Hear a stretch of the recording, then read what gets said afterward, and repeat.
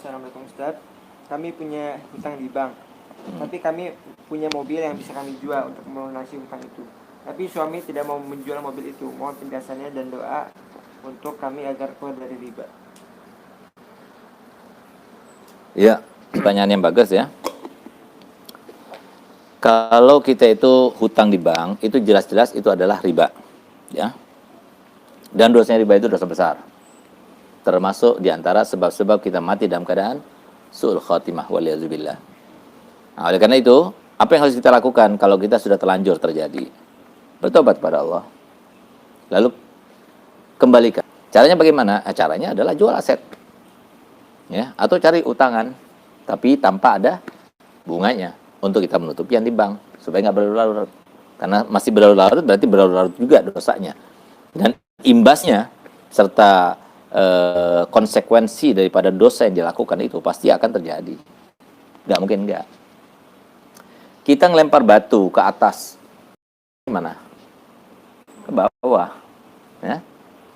Kita menyiramkan air ke atas, jadinya gimana? Basah semua, ya kan? Kita jalan di atas air, bisa nggak? Nggak bisa, kecuali dengan karomah dan sebagainya gitu.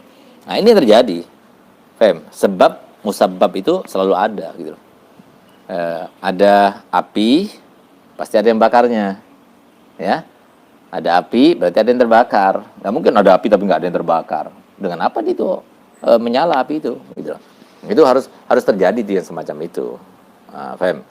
Nah, oleh karena itu maka hendaknya kita ketahui bersama-sama yang namanya sebab, ya, musabab itu memang dalam syariat itu benar-benar harus diterapkan gitu. Oleh karenanya bagi yang bertanya tadi, hendaknya kalau dia itu bertobat, caranya adalah dia bertobat kepada Allah Ta'ala dengan taubat nasuha. Sedangkan sebagai tanda daripada taubat nasuhanya adalah dia jual aset untuk menutupi cepat-cepat hutangnya itu supaya tidak berlarut-larut dosanya.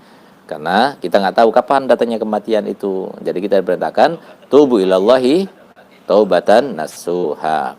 Nah, jadi hendaknya kalian tuh bertobat kepada Allah dengan tobat yang nasuha. Apa tobat nasuha?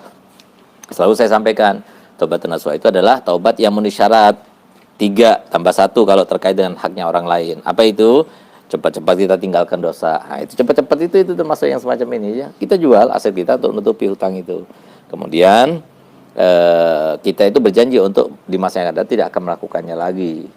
Yang ketiga, setiap kali kita mengingat dosa itu kita menyesal. Ditambah lagi yang keempat, kalau seumpama itu terkait dengan haknya orang lain, ya kita kembalikan haknya. Nah, itulah syarat daripada taubat nasuha. Ya, semoga ini cepat-cepat bisa selesai ya, terlepas daripada hutang semacam ini. Bank-bank syariah ya, yang tentunya bukan dengan akad pinjam meminjam, tapi akad beli membeli, itu kan bisa ya. Jadi kita datang ke BSM atau muamalat ya. Tapi jangan bank-bank konvensional yang juga menyediakan bank syariah di situ. Itu cuma backgroundnya saja itu ya. Yang saya tahu cuma ya 2, antara BSM atau bank muamalat saja gitu. Itu aja yang kita datang. Nah, memang saya bermaksud membesarkan keduanya ya. Bukan berarti saya enggak, artinya ini solusi gitu loh. Kita meminjam uang di mana sekarang ini? Ya sudah, kita beli dengan cara transaksi Islami sesuai dengan yang dianjurkan dalam Islam. Di mana? Ya di bank-bank syariat itu gitu loh. Kalau seumpama kita bisa tanpa melalui bank 2 itu ya bagus lagi gitu loh ya. Nah, oleh karenanya jangan terlalu kita itu terburu-buru mau jadi cepat orang kaya, nggak usah lah ya. Yang penting kita berada di dalam ridhonya Allah.